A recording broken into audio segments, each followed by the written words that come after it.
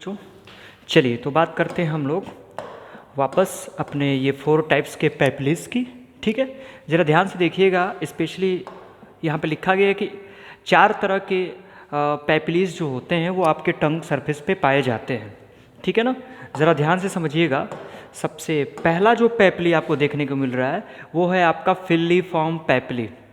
ठीक है ना, कहाँ होता है ये? Specially फिल्लीफॉर्म papillae. अब ज़रा समझिएगा, ये स्पेशली यहाँ पर सेंटर में छोटे छोटे डॉट्स लाइक स्ट्रक्चर जो आपको देख रहे हैं, ठीक है ना, स्पेशली, और थोड़े बहुत जो किनारों पर आपको ये छोटे छोटे डॉटेड स्ट्रक्चर दिख रहे हैं, ठीक है ना, ये आपका क्या है? फिल्लीफॉर्म पैपिली है। ठीक है, लेकिन इसके अलावा एक बात जानिएगा, स्पेशली जो फिल्लीफॉर्म पैपिली है इस पे टेस्ट बर्ड्स नहीं होते हैं। क्या नहीं होते हैं? टेस्ट बर्ड्स नहीं होते हैं। ठीक है, इसके अलावा दूसरा है आपका फंगीफॉर्म पैपिली। तो स्पेशली जो फंगीफॉर्म पैपिली है वो आप देख सकते हो एकदम टिप पर, आपके जो जीभ का टिप हिस्सा होता है इस पे आपके ढेर सारे नंबर में छोटे छोटे रेड कलर के दानेदार फंगीफॉर्म पैपिली आपको देखने को मिलेंगे। एक्चुअल में जो फंगीफॉर्म पैपिली है इस पे स्पेशली टेस्ट बर्ड्स पाए जाते हैं। इसके अलावा जो तीसरे टाइप का है इसको बोलते हैं हम लोग सर्कमवैलेट पैपिली। ठीक है, सर्कमवैलेट पैपिली को बेटा दिखाया जाए तो ये कुछ यहाँ है, ठीक है ना, इस तरीके से इनर्वेटेड स्ट्रक्चर आपको ये जो दिख रहा है ये है आपका सर्कमवैलेट पैपिली। वी शेप्ड ये जो स्ट्रक्चर आपको दिख रहा है ये सर्कमवैलेट पैपिली है। इसके अलावा बेटा जो फोलिएट पैपिली की अगर हम बात करें तो फोलिएट पैपिली ये किनारों पर इस तरीके से फोलिएट पैपिली आपको देखने को मिलेगा। ठीक है ना, बात क्लियर है? तो ये जो 4 टाइप्स के पैपिलीज है वो स्पेशली आपके टंग सरफेस पे देखने को मिलते हैं। चलिए तो जरा सा समझिएगा, स्पेशली जो फिल्लीफॉर्म पैपिली की अगर हम बात करें, ठीक है ना, तो देखिए स्मॉलेस्ट ये होता है, साइज़ में बहुत छोटे छोटे होते हैं। मोस्ट अबंडेंटली कि इनका नंबर जो है वो टंग पे क्या है? बहुत ही ज़्यादा होता है। Found at centre and side, ये ज़्यादातर सेंटर में इस हिस्से पे और ये थोड़े इस किनारे वाले हिस्से पे पाए जाते हैं।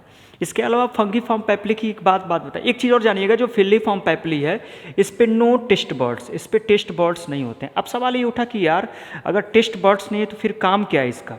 तो एक्चुअल में इस पे टेस्ट बर्ड्स तो नहीं है, लेकिन स्पेशली क्या है, ये चीज़ों को सेंस करने का काम करता है। ठीक है ना, टेस्ट रिसेप्टर नहीं है इसके पास, टच रिसेप्टर होता है। इसके अलावा फंगीफॉर्म पैपिली की बात करें तो ये छोटे छोटे रेड डॉट्स आपके जीभ के ऊपर पाए जाते हैं।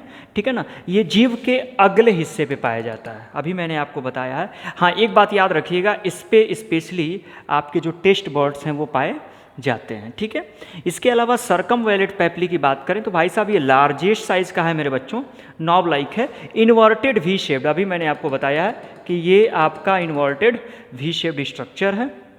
नियर बैक, ये ज़्यादातर पिछले हिस्से में पाया जाता है। इसके अलावा लास्ट है आपका फोलिएट पैपिली। ठीक है ना, तो ये आपके किनारों वाले हिस्से पर ये पाया जाता है फोलिएट पैपिली। लेकिन क्या है कि ये इंसानों में क्या होता है? अनुपस्थित होता है, एब्सेंट होता है। नोट कर लीजिए इसको।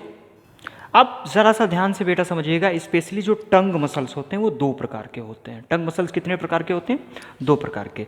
यहाँ आपने देख रखा है एक्सट्रिंसिक मसल्स और इधर आप देख रहे हो इंट्रिंसिक मसल्स। तो स्पेशली 2 प्रकार के मसल्स यहाँ पर पाए जाते हैं। ज़रा ध्यान से देखिएगा, स्पेशली जो एक्सट्रिंसिक मसल्स हैं, ठीक है ना, ये टंग को इन और आउट करने में, ठीक है ना, इसके अलावा इसे साइड बाय साइड घुमाने में क्या करता है? ये जो एक्सट्रिंसिक मसल्स है वो आपका काम करता है। जो ये आप देख सकते हो पैलेटोग्लॉसल, स्टाइलोग्लॉसस, ठीक है ना, और हायोग्लॉसस और जेनियोग्लॉसस, ये एक्सटर्नल मसल्स हैं।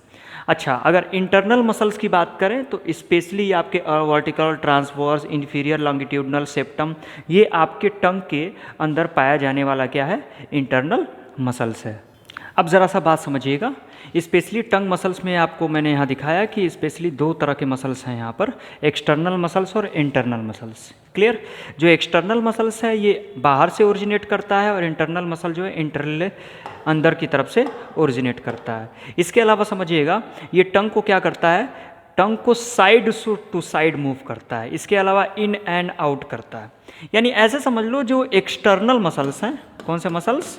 एक्सटर्नल मसल्स, ये टंग को घुमाने में साइड टू साइड ए ऊपर नीचे अंदर बाहर, ये टंग को ऐसे हेल्प करते हैं। मतलब एक से समझ लो ये क्या है, च्यूइंग में हेल्प करते हैं। जबकि इंटरनल मसल्स की आप बात करोगे तो ये टंग के शेप और साइज को वेरी करते हैं, ठीक है ना, जिससे एक तरह से आप कह सकते हो यहाँ पर स्पीच आर्टिक्यूलेशन होता है। सिंपल सा फंडा है, हमारे लैरिंग से आवाज़ उत्पन्न तो होती है, ठीक है ना, लेकिन उसको एक शेप और साइज देने का काम जो है आपके चिक मसल्स, ठीक है ना, जिसको बसिनेटर मसल्स इसके अंदर होते हैं, आपके लिफ मसल्स, ऑर्बिक्युलरिस मसल्स और टंग के अंदर ये शक्ति होती है। जैसे सपोज दैट एग्जांपल के रूप में आप बांसुड़ी बजाते हो, आप बांसुड़ी को लिए और उसमें फूंकने लगे फू, तो उसमें लगातार आवाज़ आएगी, लेकिन आपने उसके होल्स पर हाथ फेरना स्टार्ट कर दिया तो क्या होगा, उसमें से एक सुर उत्पन्न होगा। ठीक इसी प्रकार से आपके लैरिंग से आवाज़ आती तो है, लेकिन उसको एक शेप, एक रूप प्रदान करने का काम जो है वो आपके इंटरनल मसल्स भी करते हैं। तो ये यहाँ पर एक वर्ड लिखा है स्पीच आर्टिकुलेशन, यानी कि सुर को, मतलब आवाज़ को एक सुर देना, मतलब एक वाइब्रेशन क्रिएट करने का काम जो है वो इसी को बोलते हैं हम स्पीच आर्टिकुलेशन। तो सिंपल सा फंडा है, जो एक्सटर्नल मसल्स है टंग के अंदर, ये आपके स्पेशली क्या है, खाने को अंदर बाहर मिक्स मसाला करने में हेल्प करते हैं। जबकि इंटरनल मसल्स क्या करता है, ये आपके टंग के शेप और साइज़ को क्या है, अल्टर करता है, जिससे आपकी आवाज़ क्या है, उत्पन्न होती है। नोट कर लीजिए इसको। अब मैं आपको एक प्रॉब्लम बताने जा रहा हूँ जिसको बोलते हैं टंग टाइड, या स्पेशली इसको कहते हैं हम लोग एंकाइलोग्लेसिया, एंकाइलोग्लेसिया, ठीक है। अब ज़रा ध्यान दीजिएगा एंकाइलोग्लेशिया में होता क्या है। तो सिंपल सा आपको यहाँ मैं आपको बता दूँ कि स्पेशली आप ये स्ट्रक्चर देख पा रहे हो, ठीक है ना, ये स्ट्रक्चर लिंगुअल फ्रेनुलम, फ्रेनुलम यानी कि आपकी टंग, मैं आपको अपने मुंह में भी दिखा सकता हूँ,